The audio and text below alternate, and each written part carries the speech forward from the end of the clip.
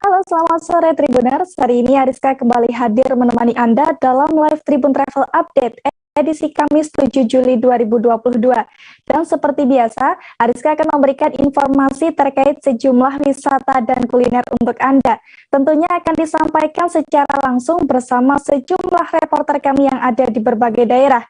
Inilah live Tribun Travel Update selengkapnya. Tribuners, untuk mengawali informasi hari ini, kita akan menuju ke Sulawesi Utara. Di sana ada tempat wisata hutan mangrove yang sangat indah, Tribuners. Bahkan karena keindahannya, hutan mangrove ini sampai masuk menjadi 50 besar desa wisata dalam Anugerah Desa Wisata Indonesia dari Kemenparekraf. Dan untuk melihat keindahan di sana, kita sudah terhubung dengan rekan Ferdi Guguhaku dari Tribun Manado. Silakan Ferdi. Oke, selamat siang Tribuners. Di saat ini saya ingin melaporkan untuk keindahan dari wisata hutan mangrove yang ada di Sulawesi Utara, tepatnya di Desa Budo. Nah, Tribuners, wisata hutan mangrove di Desa Budo ini adalah salah satu wisata yang ada di Sulawesi Utara yang cukup terkenal, meskipun baru dikatakan ini baru dibuka sekitar 2-3 bulan yang lalu, tetapi keindahannya ini sudah mencuri perhatian dari Kementerian Pariwisata.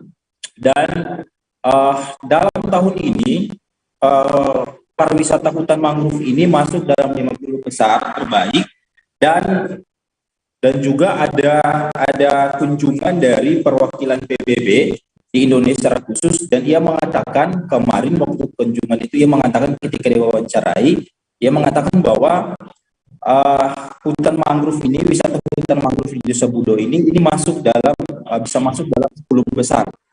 Nah, Tribuners, ini terletak di Desa Budo, Kecamatan Wori, Minahasa Utara, Provinsi Sulawesi Utara. Nah, untuk ke situ dari Kota Manado jaraknya itu sekitar 30 menit, dan boleh menggunakan kendaraan roda 2 maupun mobil. Dan juga untuk tiket masuk di wisata tersebut yaitu per orang 10.000, dan untuk uang parkir sendiri 5.000, motor 2.000. Nah, disediakan juga 7 gazebo dan juga 1 kafe dan 3 spot diving. Nah, Tribuners, tentunya dengan keindahan yang ditawarkan, di situ juga untuk kebersihannya selalu dijaga, karena memang untuk kepentingan bersama. Dan sebagai informasi juga Tribuners, ini adalah tempat pariwisata yang baru, tetapi seperti saya katakan tadi, untuk keindahannya sendiri tidak kalah menarik dengan wisata-wisata lain yang ada di Sulawesi Utara maupun yang ada di seluruh Indonesia. Tribuners, itulah laporan dari saya dari Manado. Saya kembalikan kepada Rizka di studio. Terima kasih. Baik, terima kasih atas informasi Anda rekan Ferdi dari Tribun Manado. Kita beralih ke informasi selanjutnya, Tribuners. Di Jakarta Fair Kemayoran atau PRJ ada banyak jajanan yang bisa dicicipi.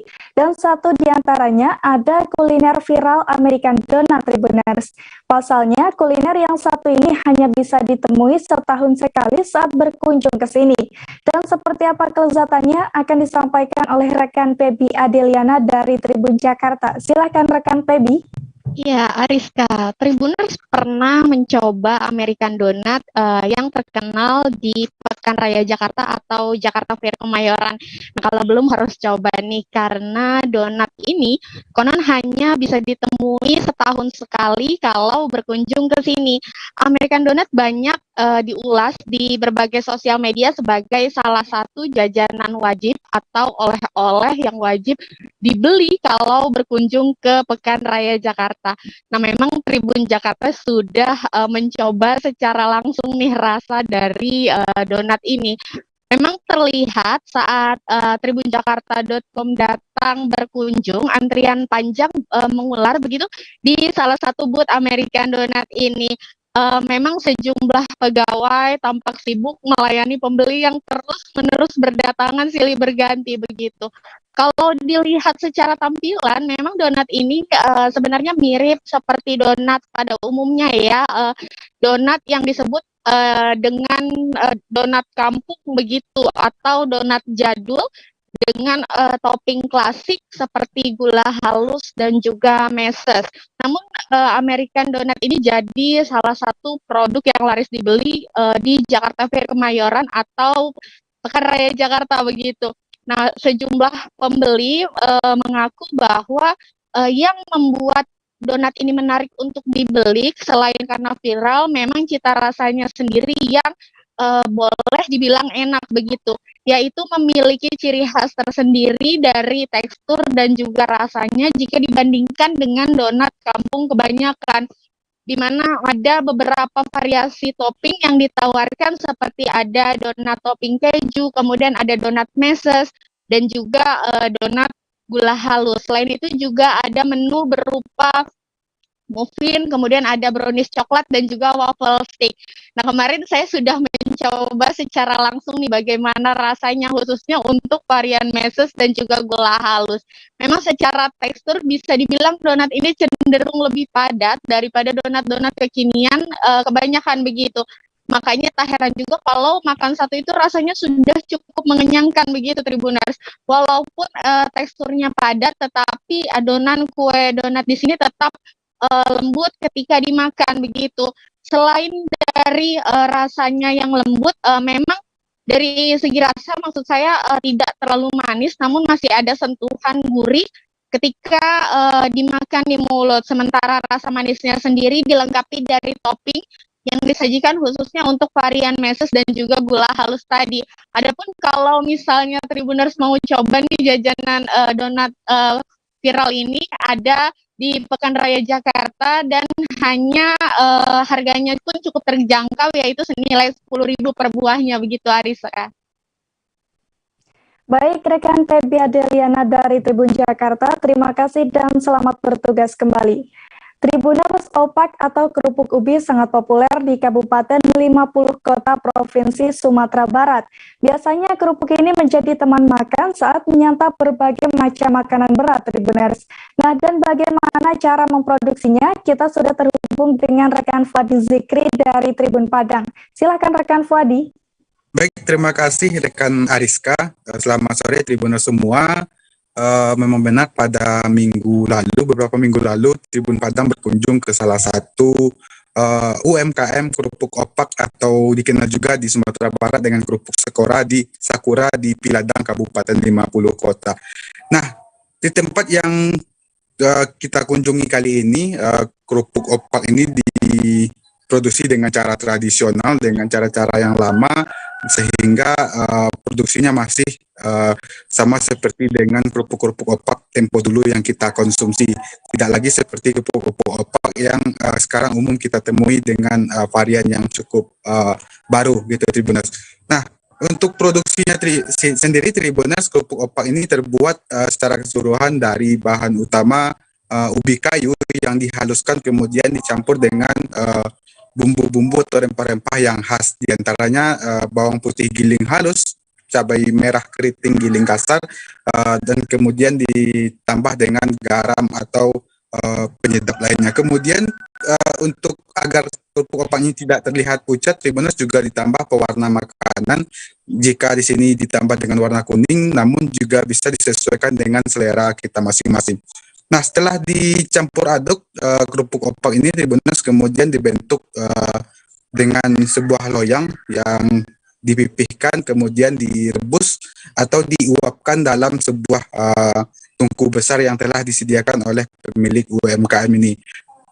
Untuk proses perebusannya sendiri itu berlangsung selama 10 menit dan kemudian setelah berlangsung 10 menit itu kemudian dijemur, dan penjemuran ini berlangsung selama 1 hari, atau intinya hingga kerupuk ini benar-benar kering dan tidak ada lagi kadar air di dalamnya Tribuners. Kemudian untuk mengkonsumsinya sendiri Tribuners, kerupuk opak ini bisa langsung digoreng atau juga dengan resep-resep sesuai dengan selera masing-masing Tribuners. Untuk per kilogramnya kerupuk opak ini dibanderol seharga 12.000 hingga 15.000 per kilogramnya. Bagi Tribuners yang ingin membawa kerupuk opak ini sebagai oleh-oleh untuk apabila berkunjung ke Sumatera Barat, bisa menemuinya di daerah Piladang, Kabupaten 50 Kota yang menjadi sentral itu sebagai produksi kerupuk opak. Di sana masih banyak ditemui produk-produk UMKM yang masih memproduksi kerupuk opak ini.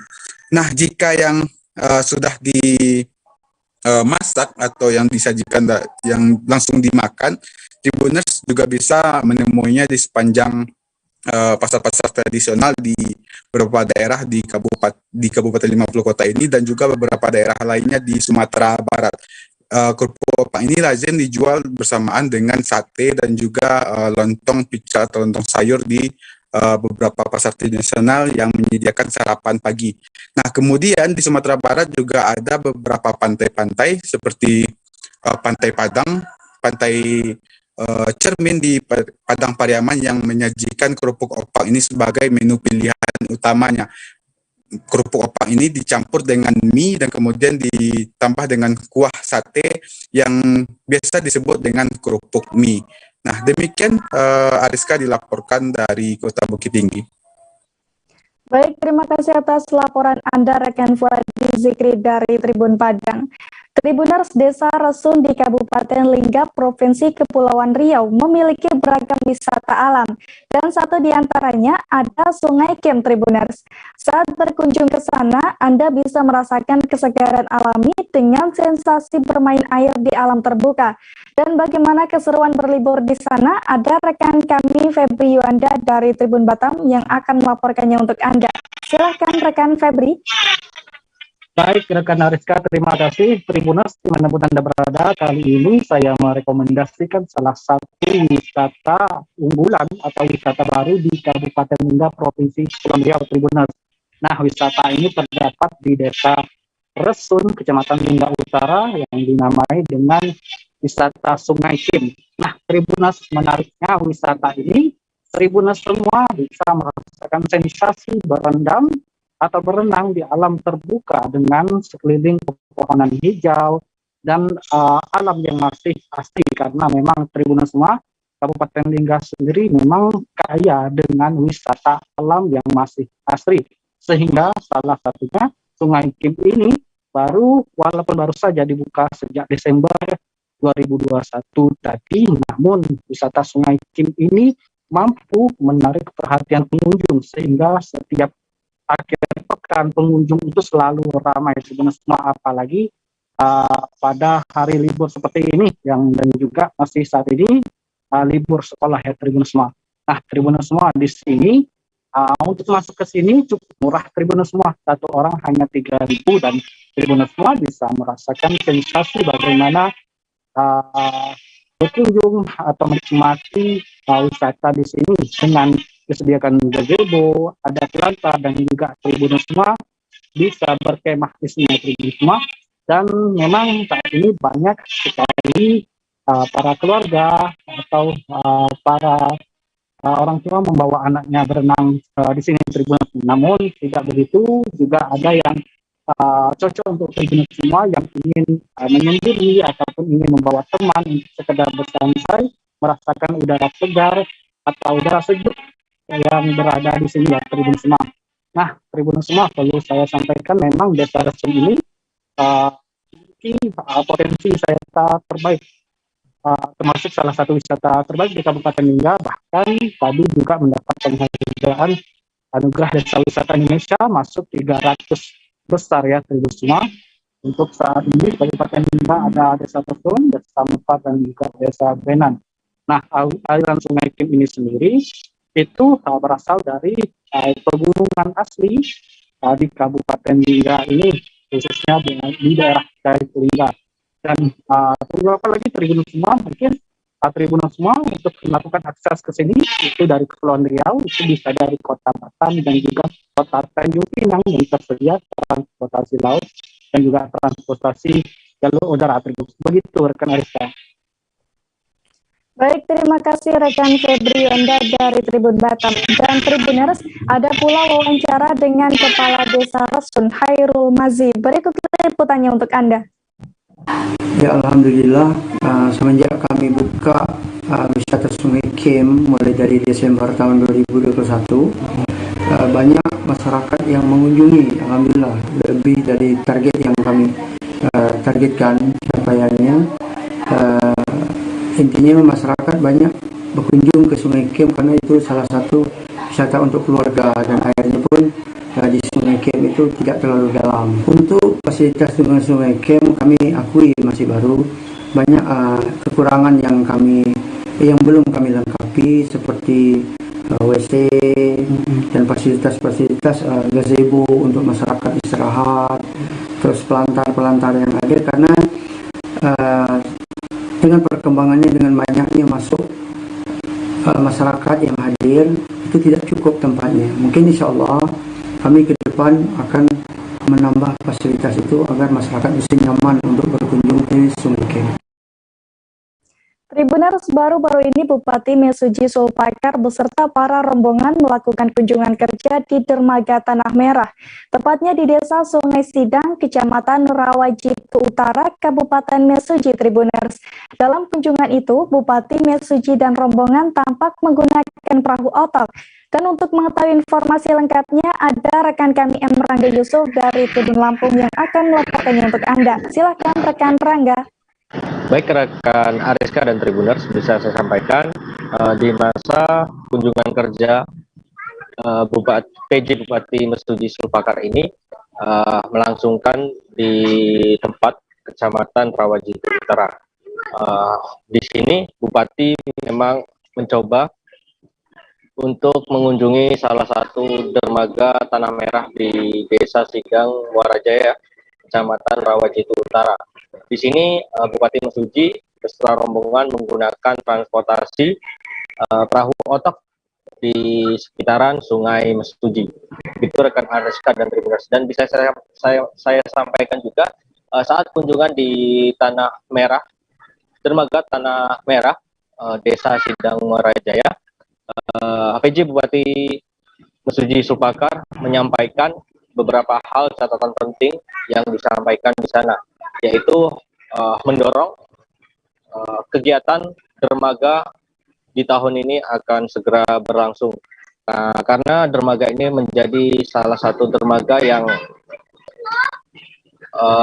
dijadikan alat transportasi antar provinsi, khususnya dari Bangka Belitung dan Mesuji. Dan diharapkan juga dengan aktifnya dermaga Tanah Merah di Kecamatan Rawajitu Utara ini memberikan dampak positif bagi masyarakat sekitar, karena dengan aktifnya dermaga ini memberikan dampak positif seperti pertumbuhan ekonomi di masyarakat sekitar. Begitu rekan Ariska dan Tribuners. Baik, terima kasih atas laporan Anda, rekan Rangga Yusuf dari Tribun Lampung. Tribuners, setelah ini kami akan kembali lagi dengan berbagai informasi wisata lainnya. Tetap bersama kami di Live Tribun Travel Update. Apa yang dirasakan di kawasan ini? Sebenarnya aku nggak ngerasa itu penangkapan atau penggerbegan atau apapun itu. Karena gini loh, posisinya aku jadi kita mengenal disebut dengan stroke yang tidak berdarah dengan stroke yang berdarah. Stroke yang tidak berdarah itu biasanya ditandai dengan adanya penyumbatan. Kalau itu penyumbatan di sini mungkin pikirnya tidak ke situ kali ya, tapi kalau di Korea atau di Kamboja itu ada beberapa paper yang saya itu mas ya dulunya tukang koran. Oh gitu ya. Tukang koran. Ya, saya baca itu tuh kan pernah baca kan. Ya. Jadi kalau saya jadi tangga itu udah bersyukur banget. Si anak ini dijadikan sebagai tersangka begitu. Ya kalau ini kita bicara yang di luar kasus Bromondo ya. Dengan nama hujan shower, di mana terdapat batas jelas antara daerah hujan dan tidak hujan yang biasanya terjadi pada fase awal masuk stage atau tahap bahaya itu Kang. Jadi mulai artinya terjadinya perlembekan. Nah itu untuk pengatasi akan sulit gitu ya. Dok, saya ini menurut saya memang tidak mudah, bukan urusan tanah diambil. Kalau misalnya Amerika Serikat sekarang, Rasulullah mengatakan dalam sebuah hadis bahwa berpuasa di 6 hari Syawal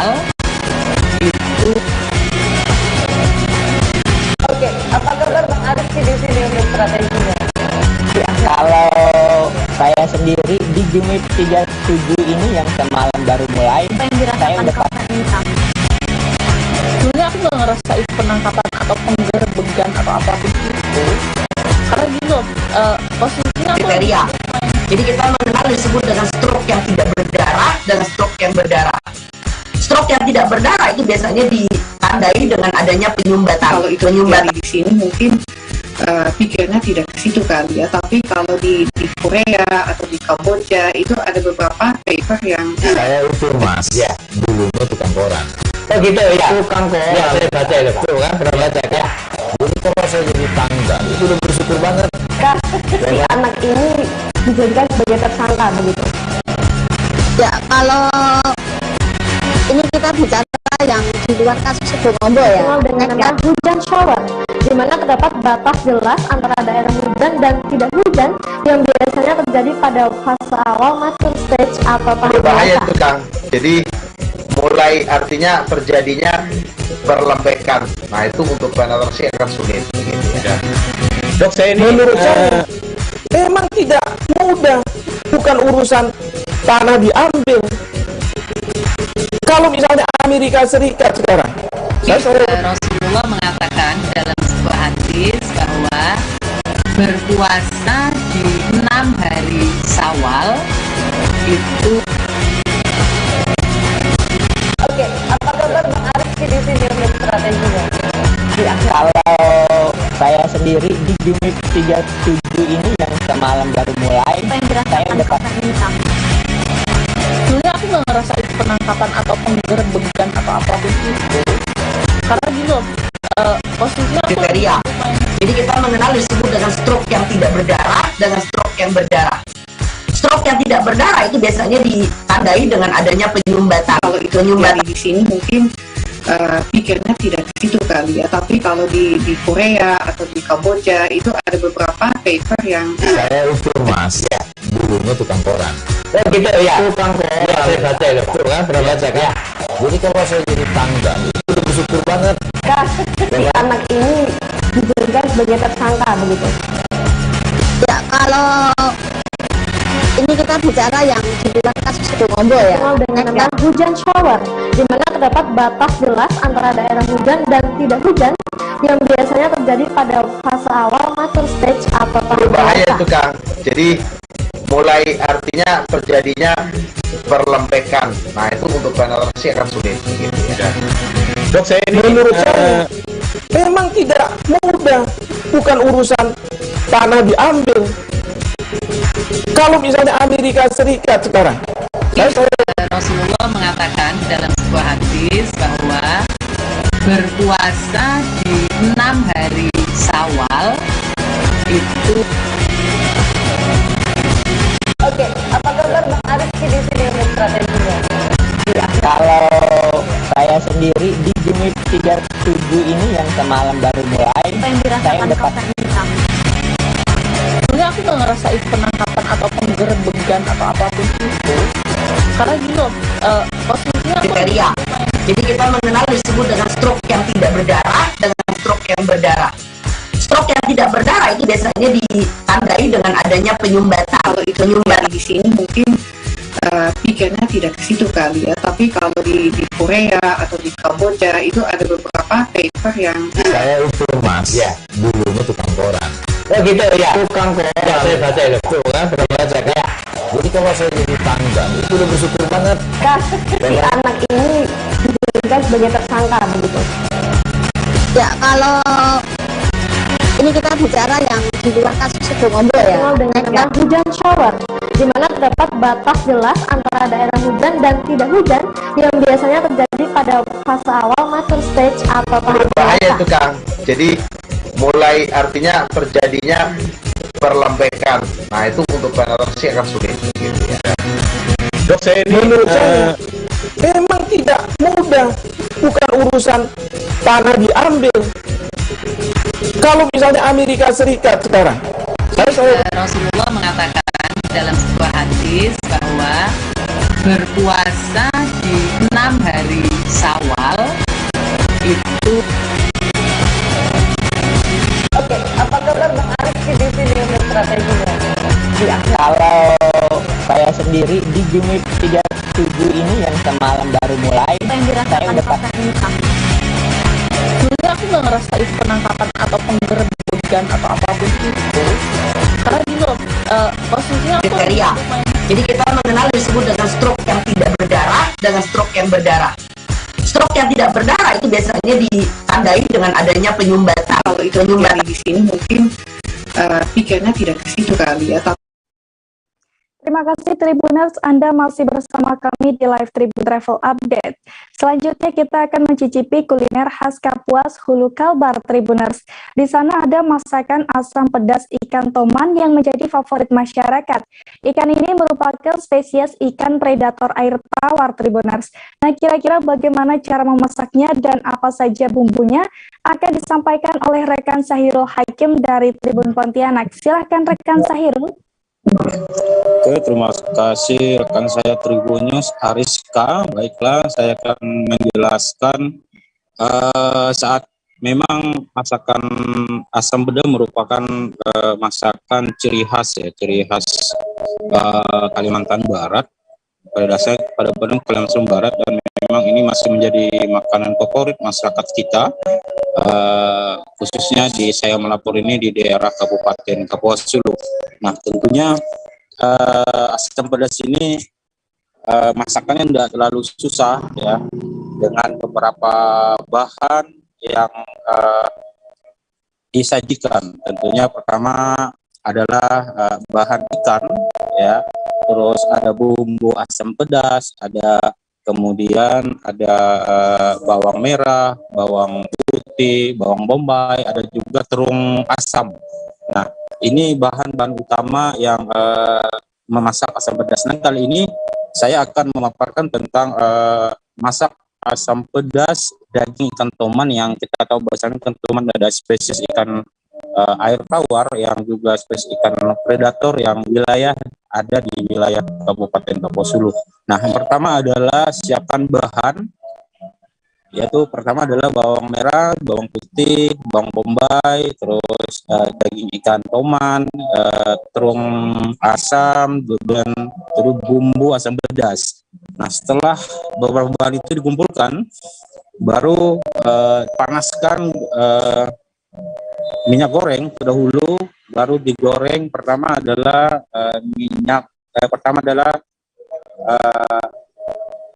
bawang merah, bawang putih, terus bawang bombay, diaduk sampai rata, terus dimasukkan daging ikan yang telah dibersihkan, ikan toman tadi dimasukkan, baru diaduk sampai rata bumbunya, baru terus dibumbui lagi dengan, jangan lupa ciri khas adalah bumbu asam pedas. Tentunya di pasar banyak dijual yang sudah jadi.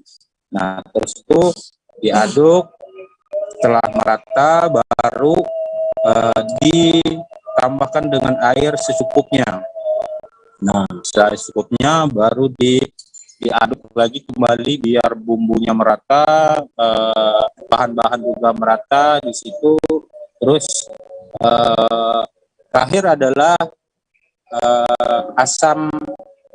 terung asam, itu yang membuat asamnya di situ. Ya, jadi baru digaram ya, dirasakan sesuai dengan seleranya masing-masing. Jadi ibu rumah tangga bisa membuat asam pedas ini ketika ada bahan-bahan yang saya jelaskan tadi. Begitu Ariska. Baik, terima kasih atas informasi Anda, rekan Sahirul Hakim dari Tribun Pontianak. Kita beralih ke informasi selanjutnya, Tribuners. Di Singkawang ada sebagai kota pariwisata, Singkawang, Provinsi Kalimantan Barat memiliki beragam objek wisata menarik, Tribuners. Dan satu di antaranya ada wisata mangrove. Objek wisata yang dikelola secara swadaya oleh masyarakat sekitar ini cukup populer di masyarakat, Tribuners. Dan seperti apa keindahannya akan disampaikan oleh rekan Rizky Kurniawan dari Tribun Pontianak. Silakan Rizky. Ya, baik Ariska dan juga Tribuners. Nah, di Kota Singkawang ini memang punya banyak sekali objek wisata yang bisa dikunjungi oleh masyarakat, dan wisata mangrove di Kelurahan Kuala ini merupakan satu di antaranya. Nah, letaknya sendiri ini berada di bibir pantai di ujung dari Kelurahan Kuala yang berdekatan dengan waterfront Kuala dan jaraknya hanya sekitar 10 menit dari pusat kota Singkawang. Nah, wisata mangrove yang dikelola oleh warga Kelurahan Kuala ini menyuguhkan pemandangan natural hutan mangrove ataupun hutan bakau yang berada di pinggir pantai. Nah, saat masuk ke lokasi objek wisata ini, pengunjung akan merasakan sensasi nyaman dan juga rasa tenang karena dikelilingi oleh pohon-pohon mangrove, suara ombak, dan hembusan angin dari pantai. Nah, pengunjung juga bisa menyusuri trek ataupun jalan yang sudah dibuat oleh masyarakat untuk menikmati pemandangan di sekitar. Atau pengunjung juga bisa bersantai dan menikmati suasana di pendopo-pendopo yang menghadap langsung ke arah laut. Nah, selain itu, di dekat pintu masuk objek wisata mangrove Kuala ini juga sudah ada beberapa pedagang yang berjualan makanan dan minuman. Nah, bahkan juga ada pedagang yang menyediakan permainan seperti skuter dan hingga mobil-mobilan untuk anak-anak khususnya pada sore hari, dan ini merupakan salah satu daya tarik objek wisata mangrove yang banyak mendatangkan pengunjung khususnya dari kota Singkawang sendiri. Nah, para orang tua dan anak-anak mereka biasanya menghabiskan sore hari dengan bersantai di objek wisata mangrove ini. Kemudian suasana ini membuat suasana di hutan mangrove ini terasa lebih hidup. Nah, buat Tribuners yang ingin mencoba mendatangi objek wisata mangrove ini tidak perlu membawa uang yang banyak karena masih dikelola oleh masyarakat sekitar sehingga wisata mangrove ini gratis. Cuma nantinya Tribuners harus membayar uang parkir seharga mungkin sekitar Rp5.000 untuk kendaraan roda 2 dan mungkin sekitar Rp10.000 untuk mobil, begitu Rizka. Baik, terima kasih atas informasi dan juga rekomendasi Anda, rekan Rizky Kurnia dari Tribun Pontianak. Tribuners, ada tempat menginap asyik di Bogor yang wajib Anda coba. Ada Amanubah Hotel and Resort Rancamaya, Tribuners. Tepatnya penginapan yang satu ini berada di Jalan Rancamaya, Bojongkerta, Kecamatan Bogor Selatan, Kota Bogor. Tak jauh dari Jakarta, tempat ini menghadirkan suasana di Ubud, Bali. Dan seperti apa detailnya akan dilaporkan oleh rekan Pebi Adeliana dari Tribun Jakarta. Silahkan rekan Pebi. Ya, Ariska, merasakan sensasi liburan seperti di Ubud, Bali kini tidak perlu jauh-jauh begitu ya, karena kekinian ada sejumlah penginapan atau tempat liburan yang juga menyajikan suasana seperti di Ubud, Bali. Satu di antaranya adalah Amanubah Hotel and Resort yang ada di Rancamaya, Bogor, Jawa Barat begitu. Nah, tidak perlu jauh-jauh terbang ke Pulau Dewata nih karena masyarakat DKI Jakarta dan juga sekitarnya yang mau merasakan ketenangan sekaligus pemandangan seperti di Ubud bisa coba pelesiran ke sini. Jadi Amanubah ini awalnya merupakan sebuah villa private yang kemudian berubah konsep menjadi hotel pada tahun 2018 silam dengan total kamar sebanyak 44 kamar begitu. Nah, sejak tahun 2021 sendiri hotel dan resort ini kemudian dikelola oleh Liberta Hotel Internasional atau Liberta sebagai operator dan juga manajemennya. Menyuguhkan suasana seperti di Ubud, hotel ini memiliki julukan sebagai Ubud of Rancamaya, begitu Ariska. Memang menurut informasi yang kami dapatkan dari General Manager Amanubah Hotel and Resort Rancamaya, Franciscus M. Botu, bahwa akomodasi ini memiliki luas sekitar 2,6 hektar dengan mengusung konsep wellness tourism, salah satunya dengan adanya berbagai wellness activity untuk individu ataupun keluarga begitu. Nah, terkait dengan fasilitasnya sendiri, memang penginapan ini memiliki beberapa fasilitas yang cukup lengkap ya. Di antaranya pada saat masuk, traveler akan disambut dengan lobby maksud saya bernuansa etnik Jawa dan Bali. Kemudian pada area outdoornya terdapat area garden yang juga dilengkapi dengan amphitheater. Kemudian pada sudut taman sendiri terdapat area sawah juga yang menyajikan pemandangan di mana sawah tersebut masih berada di dalam area hotel dan resort ini.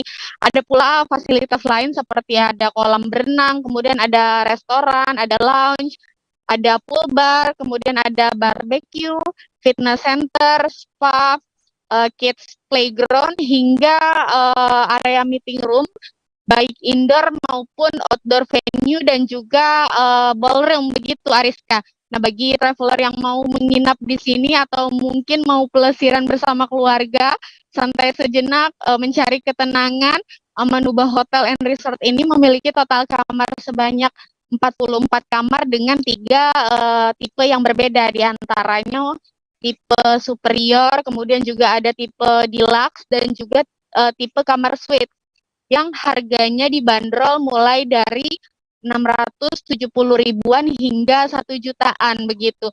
Nah, untuk lokasinya sendiri ini tidak jauh dari Jakarta, diantaranya berada di Jalan Rancamaya Bojongkerta, Kecamatan Bogor Selatan, Kota Bogor, Jawa Barat. Nah, kalau berkunjung ke sini nih kira-kira hanya butuh waktu sekitar kurang lebih 2 jam dari pusat kota Jakarta, begitu Ariska. Baik, terima kasih atas laporan Anda rekan Pebi Adeliana dari Tribun Jakarta. Kita beralih ke informasi selanjutnya, Tribuners. Pada Selasa 5 Juli 2022 lalu, sebanyak 10 desainer Kota Bogor turut memeriahkan Mulia Harja Fashion Show 2022. Mereka berkolaborasi dengan pemerintah Kota Bogor untuk menggelar fashion show sebagai bentuk perayaan Hari Jadi Bogor yang ke-549. Dan bagaimana kemeriahan di sana, kita sudah terhubung dengan rekan Rahmat dari Tribun Bogor. Silakan Rahmat. Ya baik, Ariska dan rekan-rekan Tribuners lainnya, selamat sore. Bisa kami jelaskan bahwasanya pelaksanaan fashion show di Agro Edu Wisata Organik Mulia Harja, Kecamatan Bogor Selatan, Kota Bogor ini masih dalam rangkaian Hari Jadi Bogor ke-540 tahun. Dan perlu diketahui oleh rekan-rekan Tribuners lainnya bahwasanya Hari Jadi Bogor ke-540 tahun sudah diselenggarakan pada tanggal 3 Juni, setiap tanggal 3 Juni maksud kami. Namun untuk pelaksanaan Mulia Harja Fashion Show ataupun Mulia Harja Fest ini merupakan rangkaian dari gelaran HJB 540 tahun. Nah, di Mulia Harja Fashion Show ini, pemerintah Kota Bogor menggandeng 10 orang desainer lokal Kota Bogor yang tergabung dalam Bogor Fashion Culture untuk turut memeriahkan Mulia Harja Festival ataupun Mulia Harja Fashion Show di atas sawah Aewo Mulia Harja, Kecamatan Bogor Selatan, Kota Bogor. 10 orang desainer ini turut menampilkan ataupun turut menggandeng beberapa model yang pada saat gelaran tersebut melakukan fashion show-nya di atas sawah dengan memakai pakaian-pakaian yang didesain oleh 10 orang desainer lokal Kota Bogor itu sendiri. Dan perlu diketahui oleh rekan Tribuners lainnya bahwasanya 10 desainer lokal Kota Bogor ini yang menggandeng puluhan model yang untuk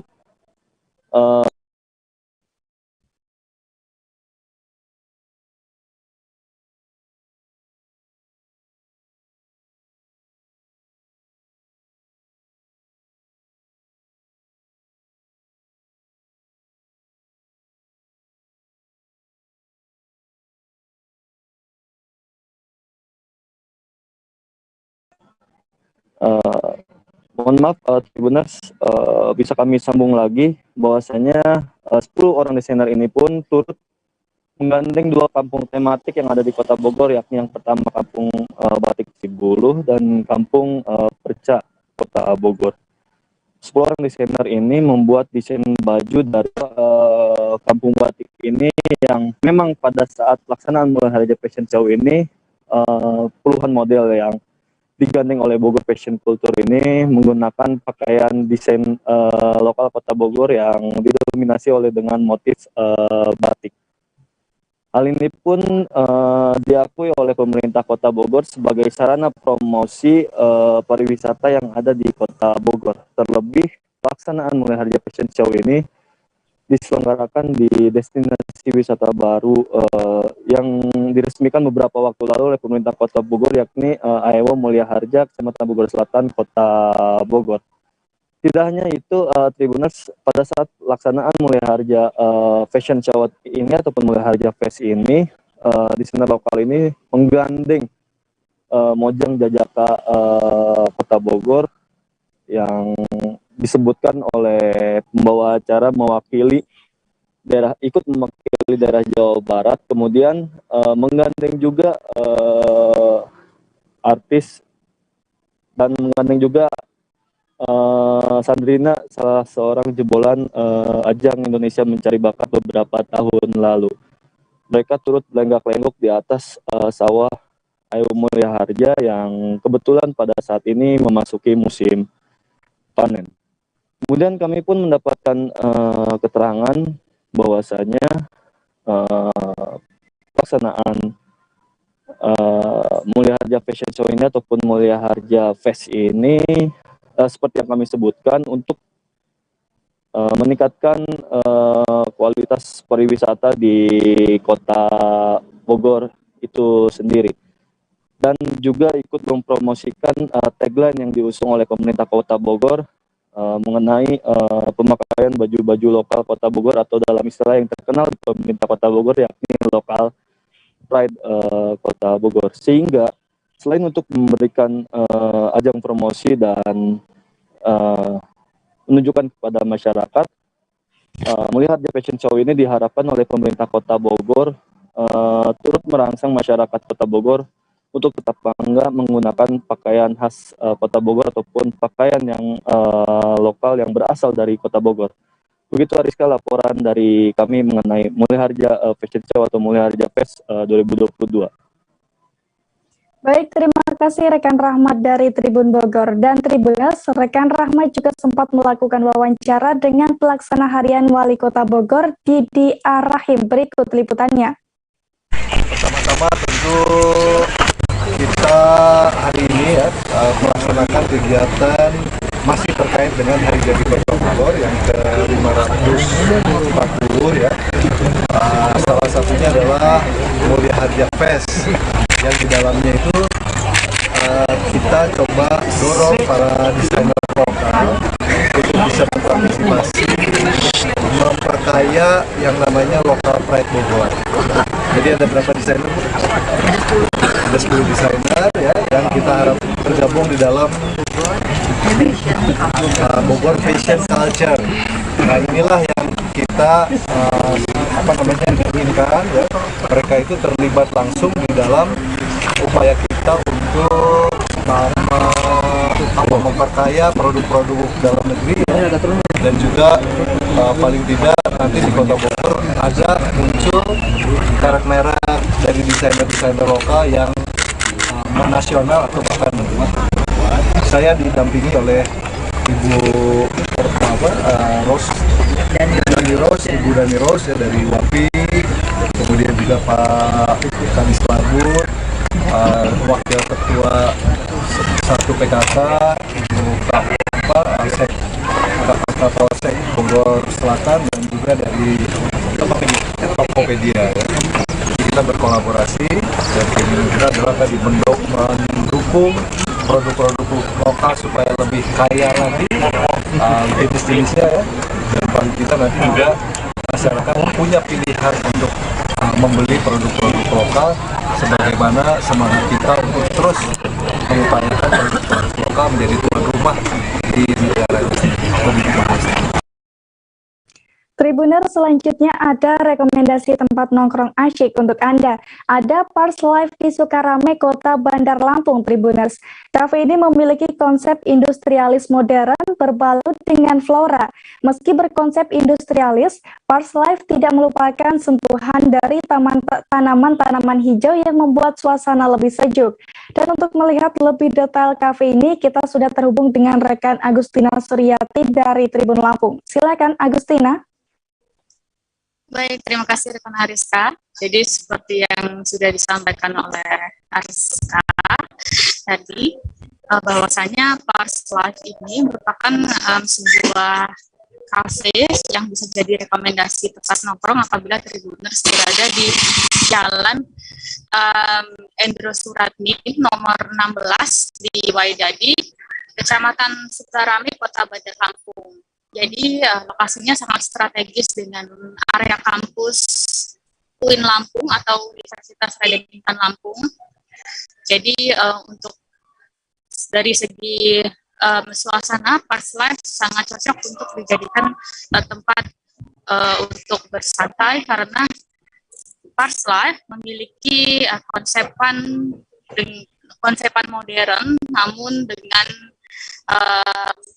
tetap mengadakan tanaman-tanaman hijau yang ada di sekitarnya.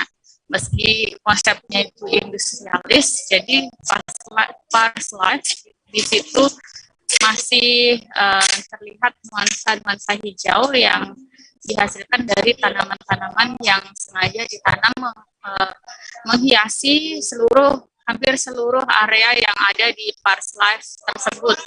Jadi Pars Life ini sendiri adalah sebuah kafe yang memiliki fasilitas yang cukup lengkap dan nyaman untuk dijadikan tempat nongkrong. Jadi dia memiliki halaman outdoor untuk bersantai, jadi dia berupa taman dan juga ada bangku-bangku yang ada bangku-bangku tersusun di sana.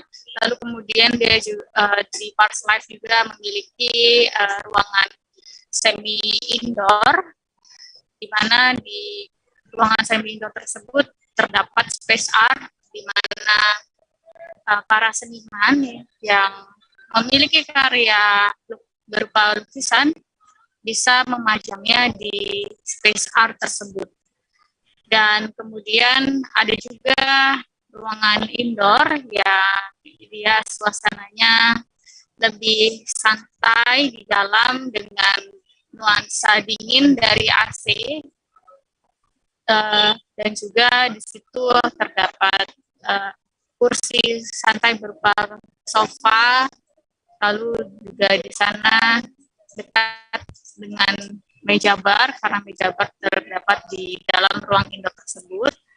Dan untuk seluruh pengunjung juga bisa mengakses jaringan internet gratis di sana. Jadi bisa sembari menikmati menu-menu yang ada di Pars Life tersebut, bisa sembari berinternet atau sekedar mengerjakan tugas atau pekerjaan. Dan selain itu, Pars Life juga menyediakan menu-menu makanan dan minuman yang harganya cukup terjangkau, yakni mulai dari harga Rp12.000 sampai harga Rp27.000 saja, di mana menu tersebut terdiri dari varian kopi, lalu ada varian susu, lalu ada varian camilan, lalu ada teh, kemudian mojito, ada juga di sana makanan berat dan juga rice bowl yang harganya cukup terjangkau dan rasanya tentunya tidak mengecewakan. Jadi seperti yang kami lihat saat itu beberapa waktu lalu, tepatnya di hari Rabu tanggal 6 Juli 2022, Pars Life ini juga memiliki fasilitas yang lengkap dalam hal mengadakan kegiatan-kegiatan musik. Jadi Pars Life memfasilitasi sekali konsumennya yang ingin mengadakan acara musik, karena pihaknya menyediakan perlengkapan musik berupa drum, lalu sound system, ada juga mic yang cukup lengkap agar para musisi-musisi lokal juga bisa terfasilitasi apabila ingin mengadakan event atau acara yang di sana. Ya. Jadi untuk jam operasional Pars Live tersebut mulai dari pukul 10 pagi sampai 10 malam. Jadi Tribuners bisa menuju ke Pars Live dengan melihat Google Maps bagi Tribuners yang tidak mengetahui alamatnya. Baik, sekian Ariska. Baik, terima kasih atas rekomendasi dan juga informasi Anda, rekan Agustina Suryati dari Tribun Lampung. Tribuners, informasi tersebut sekaligus mengakhiri perjumpaan kita pada live Tribun Travel Update kali ini. Nantikan informasi lainnya hanya di Tribun News. Dan saya Ariska Khairina, peserta segenap kru yang bertugas pamit undur diri. Terima kasih dan sampai jumpa. Jangan lupa like, subscribe, dan share ya!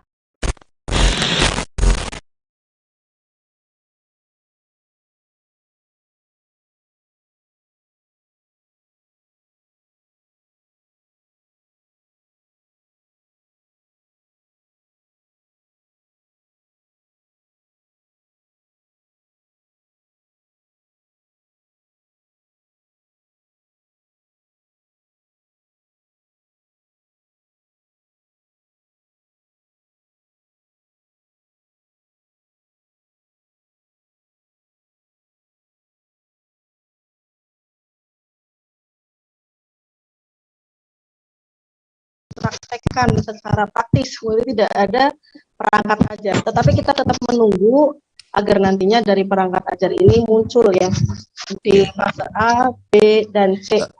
Ya, mohon untuk dibuka untuk PAI sekalian, karena kalau orientasinya di PJOK itu praktek oke kalau kita terima, tapi di PAI mungkin tidak muncul juga nih Pak. Iya. Oke.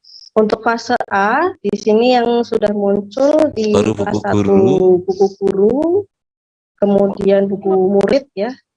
Untuk modulnya belum sampai. Modulnya kan belum ada. Belum ada, baru ada di bukunya saja. Di PMM ini. Oke, Bon. Berarti kan bukan saya yang tidak kompatibel Mas. Bukan, karena memang dari kontributornya ini memang kita sedang di Pusdatin itu ada rekrutmen untuk kontributor, mungkin memang belum sampai ya, atau belum ada kontributor dari PJOK. Ini sebagai penyemangat bagi guru-guru PJOK, yuk kita bikin yuk modul ajarnya, kemudian kita bikin materi-materi perangkat untuk di IKM ini. Begitu Bapak, karena masih ketersediaan yang terbatas dari kontributor yang dari PJOK dan PAI. Oke, terima kasih Mbak Resi. Pak Wardoyo. Iya, terima kasih Pak. Cukup mungkin nanti bisa dilanjut setelah webinar juga bisa berdiskusi, kan sudah ada kontak personnya ya Pak. Iya, terima kasih. Baik Bapak Ibu peserta yang berbahagia, selain lisan tadi juga ada beberapa pertanyaan yang melalui chat ya. Mohon juga untuk kita kaji, kita bahas gitu ya. Ini ada pertanyaan dari Bu Nur Sindi atau Bapak mungkin ya, mungkin bisa ditanggapi oleh Ibu Rizky. Kalau yang muda-muda nggak usah tanya.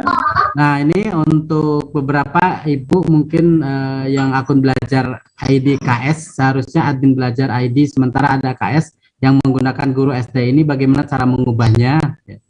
Yang seperti itu mungkin kalau ada permasalahan atau kasus yang sama nggak usah dipertanyakan lagi. Mungkin Bu Rizky bisa langsung.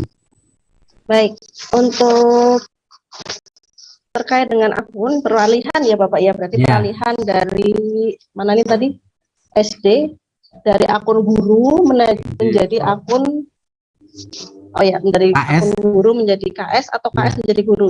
Itu nanti Bapak Ibu bisa menyampaikan di helpdesk Jateng. Jadi insya Allah di Jawa Tengah ini kita sudah menyediakan helpdesk bagi Bapak Ibu yang memiliki kesulitan dalam entah itu aktivasi akun gitu ya, entah itu kegiatan atau akun yang bermasalah, Bapak Ibu bisa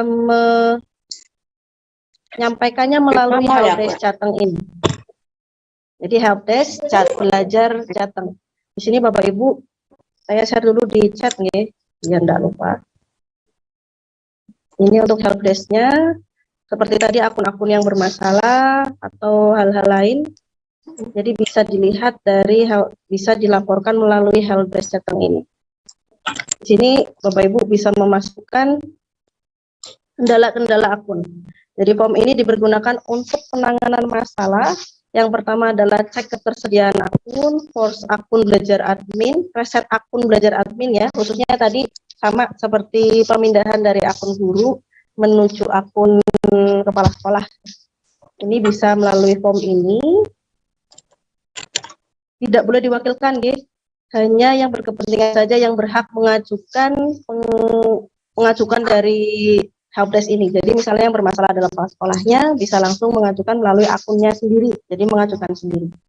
Hanya dapat mengisi 1 kali form, pastikan data yang dimasukkan sesuai, karena jika data yang dimasukkan ini tidak valid, nama pemohonnya nggak ada, misalnya adminkalnya nggak jelas, NPSN-nya juga nggak jelas, nanti tidak akan direspon oleh pihak helpdesk Jatengnya sendiri. Ini yang mengelola langsung dari Kapten Jawa Tengah, yaitu Pak Fahrudin. Nanti beliau yang akan membantu Bapak Ibu ke super admin yang ada di Pusdatin, di pusat. Jadi diisikan email, nama lengkap, alamat Gmail, kemudian baru nanti disampaikan masalahnya apa. Ya, misalnya Bapak Ibu tadi mengajukan ajuan akun admin, bisa diklik di sini, kemudian berikutnya biasanya akan diminta untuk melampirkan surat SK gitu ya, misalnya dari kepala sekolah, SK yang disesuaikan dengan akun admin ini. Nanti akan ada diminta file-filenya ini untuk bisa memverifikasi apakah itu betul kepala sekolah atau bukan. Begitu nggih. Jadi bisa dimasukkan melalui helpdesk Jateng yang sudah saya kirim melalui link di chat. Matur nuwun. Ya, terima kasih Ibu Rizky. Itu mungkin jawaban yang disampaikan Ibu Rizky semoga menjadi solusi ya bagi Ibu yang tadi memiliki permasalahan seperti itu.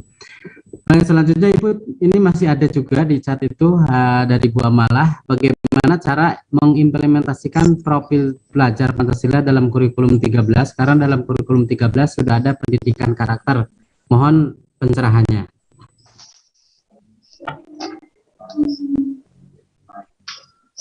Mungkin bisa Ibu langsung.